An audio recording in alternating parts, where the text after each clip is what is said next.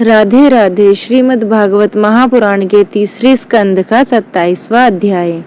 प्रकृति पुरुष के विवेक से मोक्ष प्राप्ति का वर्णन। श्री भगवान कहते हैं, माता जी, जिस तरह जल में प्रतिबिंबित सूर्य के साथ जल के शीतलता, चंचलता आदि गुणों का संबंध नहीं होता, उसी प्रकार प्रकृति के कार्य शरीर में स्थित रहने पर भी आत्मा वास्तव में उसके सुख दुख आदि धर्मों से लिप्त नहीं होता, क्योंकि वह स्वभाव से निर्विकार, अकर्ता और निर्गुण है। किंतु जब वही प्राकृत गुणों से अपना संबंध स्थापित कर लेता है, तब अहंकार से मोहित होकर मैं करता हूँ ऐसा मानने लगता है। उस अभिमान के कारण वह देह के संसर्ग से किए हुए पुण्य पाप रूपों के कर्मों के दोष से अपनी स्वाधीनता और शांति खो बैठता है तथा उत्तम, मध्यम और नीच योनि में उत्पन्न होकर संसार चक्र में घूमता रहता है। जिस प्रकार स्वप्न में भय, शोक आदि का कोई कारण न होने पर भी स्वप्न में जो पदार्थों में आस्था हो जाने के कारण दुख उठाना पड़ता है, उसी प्रकार भय, शोक, अहम, मम एवं जन्म मरण आदि संसार की कोई सत्ता न होने पर भी अविद्यावश विषयों का चिंतन करते रहने से जीव का संसार चक्र कभी निवृत्त नहीं होता। इसलिए बुद्धिमान मनुष्य को उचित है कि असत मार्ग से विषय चिंतन में फंसे हुए चित्त को तीव्र भक्ति, भोग और वैराग्य के द्वारा धीरे धीरे अपने वश में लाया जाए। यम आदि योग साधनों के द्वारा श्रद्धा पूर्वक अभ्यास चित्त को बारंबार एकाग्र करते हुए मुझ में सच्चा भाव रखने से, मेरी कथा श्रवण करने से, समस्त प्राणियों में समभाव रखने से, किसी से बैर न करने से, आसक्ति के त्याग देने से, ब्रह्मचर्य से, मौन व्रत से और बलिष्ठ अर्थात भगवान को समर्पित किए हुए सब धर्म से जैसे ऐसी स्थिति प्राप्त हो गई है कि प्रारब्ध के अनुसार जो कुछ मिल जाता है उसी में संतुष्ट रहता है, परिमित भोजन करता है और सदा एकांत में रहता है, शांत स्वभाव, सबका मित्र है, दयालु और धैर्यवान है, प्रकृति और पुरुष के वास्तविक स्वरूप के अनुभव से प्राप्त हुए तत्व ज्ञान के कारण स्त्री पुत्र आदि संबंधियों के सहित इस देह में मेरे और मैं के मिथ्य अभिनिवेश नहीं करता, बुद्धि की जागृत आदि अवस्थाओं से भी अलग हो गया है तथा परमात्मा के सिवा और कोई वस्तु नहीं देखता। वह आत्मदर्शी मुनि नेत्रों से सूर्य को देखने की भांति अपने शुद्ध अंतःकरण के द्वारा परमात्मा का साक्षात्कार कर उस अद्वितीय ब्रह्म पद को प्राप्त कर लेता है, जो देहादि संपूर्ण उपाधियों से पृथक अहंकार आदि मिथ्या वस्तुओं में सत्य रूप से भासने वाला, जगत कारणभूता, प्रकृति का अधिष्ठान,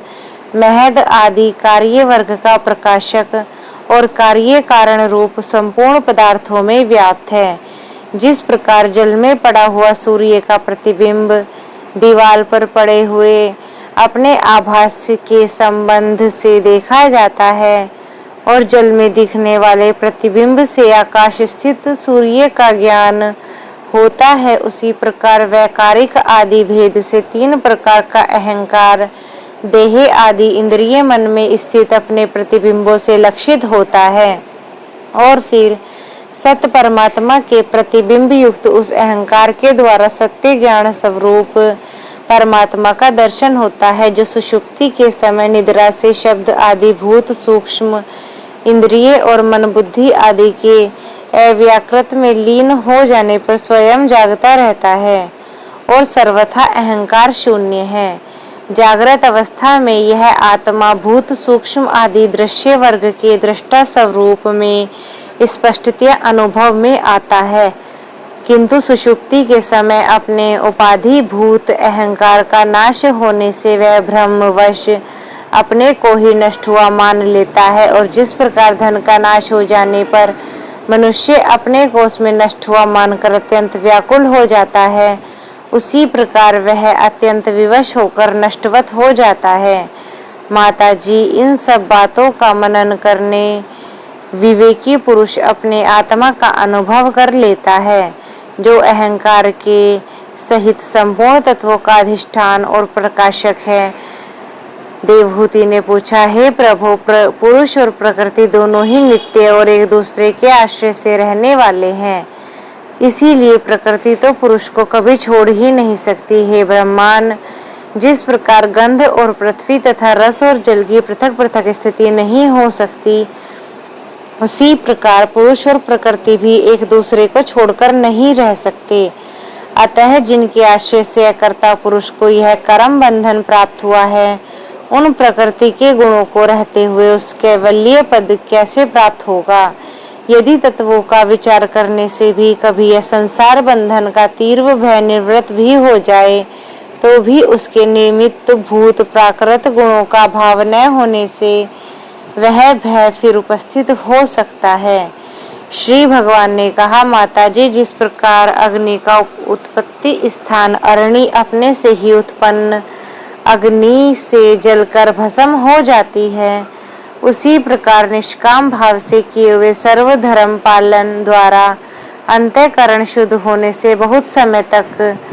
भगवत कथा श्रवण द्वारा पुष्ट हुई मेरी तीव्र भक्ति से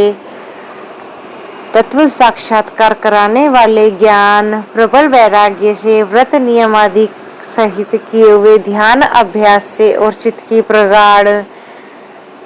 एकाग्रता से पुरुष की प्रकृति अविद्या दिन रात क्षीण होती हुई धीरे धीरे लीन हो जाती है। फिर नित्य प्रति दोष दिखने से भोग कर त्यागी हुई